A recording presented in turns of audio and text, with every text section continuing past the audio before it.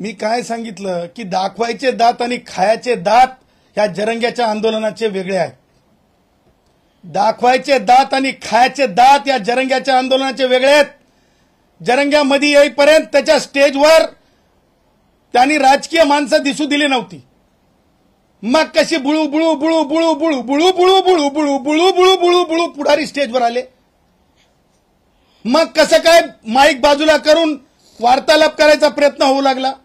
का मोबाईल असा आडवा लावा लागू लागला? का लोक पत्रकारांना सांगण्यात येत होतं हे पुढारी जेव्हा स्टेजवर होते थोडं दूर जा थोडं दूर जा. ह्या सगळ्या मागचं होतं काय?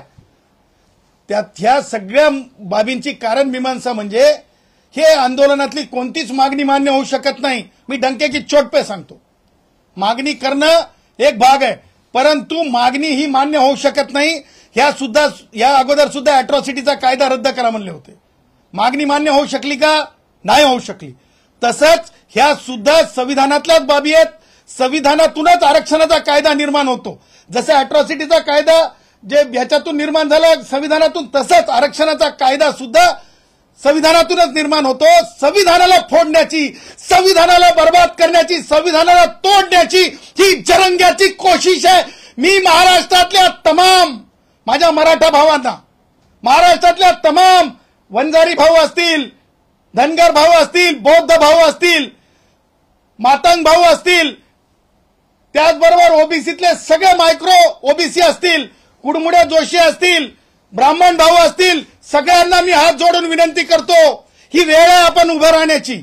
ही वेळ आहे आपण सरकारला सांगण्याची की अशा प्रकारे आरक्षण देता येत नाही. भारतरत्न डॉक्टर बाबासाहेब आंबेडकरांनी जरंगेसारख्या मागण्यांवर आरक्षण देण्याचा कायदा केलेला नाही.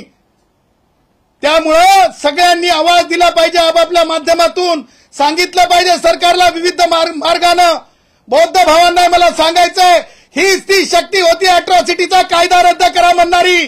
डोळे उघडा, कानांनी ऐका, वर्तन बघा आणि कायदेशीर आपण उत्तरं द्या. सरकारला पत्र लिहा, सरकारला सांगा की ह्या जरंगेचं ऐकू नका आणि सरकारने सुद्धा हे जरंगेचं कोणतंच ऐकावं अशा मागणीतलं नाहीये. कारण जरंगेची आणखीन एक मागणी आहे.